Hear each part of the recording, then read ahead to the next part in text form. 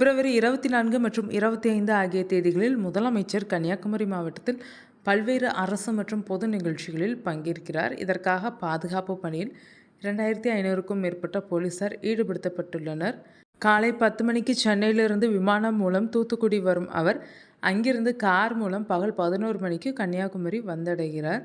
கன்னியாகுமரி 4 வழிச்சாலை முடியும் இடத்திலிருந்து பழைய பஸ் நிலையம் வரை ரோட் ஷோ மூலம் பொதுமக்களை சந்திக்கிறார். ரூபாய் 1.46 கோடி மதிப்பில் அமைக்கப்பட்டுள்ள திருவள்ளுவர் சிலை வெள்ளி விழா அலங்கார வளைவை திறந்து வைக்கிறார். புத்தளம் அருகே கல்லடி விலையில் அமைக்கப்பட்டுள்ள மு.க.ஸ்டாலின் படைப்பகம் மற்றும் மறைந்த முன்னாள் முதல்வர் கருணாநிதியின் உருவ சிலையை திறந்து வைக்கிறார். மாலை 6:30 மணிக்கு நாகர்கோவில் வேப்பமூடு பூங்காவில் ரூபாய் 50 லட்சத்தில் அமைக்கப்பட்டுள்ள பொன்னப்ப நாடார் மணிமண்டபத்தை திறந்து வைக்கிறார்.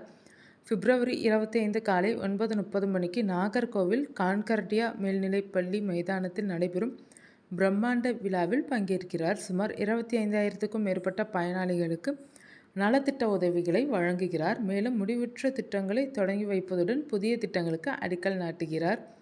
முதலமைச்சரின் வருகையொட்டி பிப்ரவரி 24 மற்றும் 25 ஆகிய 2 தேதிகளிலும் கன்னியாகுமரி மாவட்டம் முழுவதும் ட்ரோன்கள் மற்றும் ஆளில்லா வான்வழி வாகனங்கள் பறக்க தடை விதிக்கப்பட்டுள்ளது. நாகர்கோவில் நகருக்குள் போக்குவரத்திலும் சில மாற்றங்கள் செய்யப்பட்டுள்ளன.